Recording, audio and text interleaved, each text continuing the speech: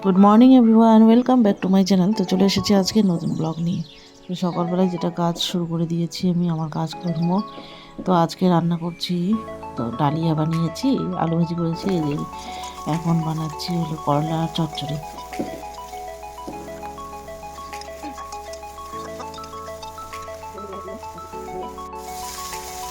জিরা দিয়ে দিচ্ছি, এখানে আমি যে তিল বাটা, আদা বাটা আর একটু লঙ্কা দিয়ে দেবো।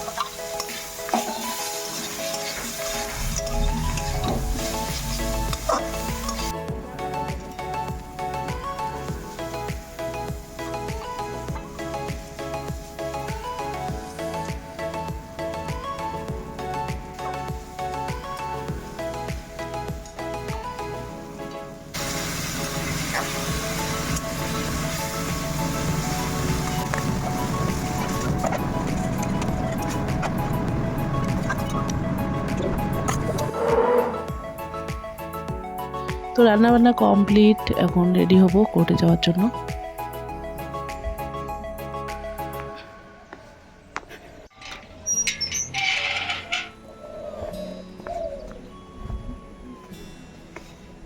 কোর্টে কাজকর্ম করে তারপর সবাই মিলে চলে গেলাম ফুচকা খেতে।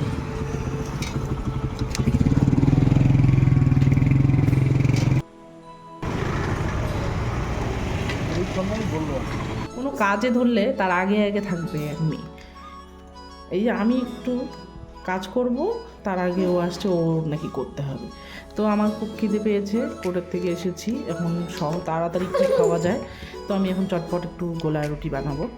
তো আমি বানাবো আর ও তার আগেই চলে এসেছে, ওকেই নাকি করতে হবে। ঠিক আছে, দিয়ে দিচ্ছি, করো। গোলা আস্তে আস্তে করে গোলা দিতে হবে।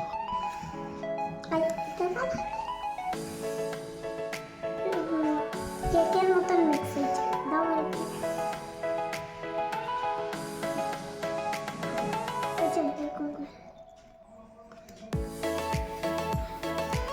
একটু লবণ দিয়েছি, চিনি দিইনি, চিনি দিলেও একটু ভালো লাগে। এখানে আবার একটু পেঁয়াজ লঙ্কা দিলে আরও ভালো লাগে। তো মেয়ে খায়, তো মেয়ে তো এত কিছু খেতে চায় না, এই জন্য শুধু লবণ দিয়েই আমি দিচ্ছি। করো, আমি একটু জল নিয়ে আসি। তোমাকে আমি শিখাচ্ছি কাজ, ঠিক আছে? মাকে আমি কাজ শিখাচ্ছি, বলে দিচ্ছি না। আমার মা না, এই জন্য আমাকে কাজ শেখাচ্ছে।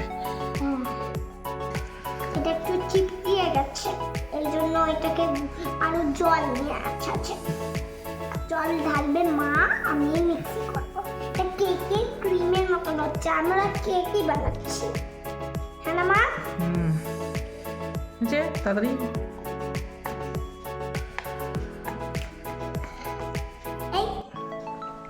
কোথাও মুছবা না, পরে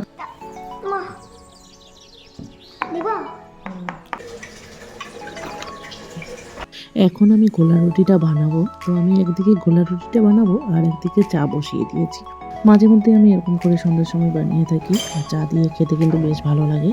আর কোনো দিন এর মধ্যে আবার ডিম ফেটিয়ে দিই, এটা আরও বেশি টেস্টি লাগে। এখন চলে এলাম আমার চেম্বারের রুমে। তো এখন এখানে বসে কালকের কিছু কাজকর্ম সেরে নেব। আর ব্লগটি এখানেই শেষ করছি, দেখা হচ্ছে পরের ব্লগে।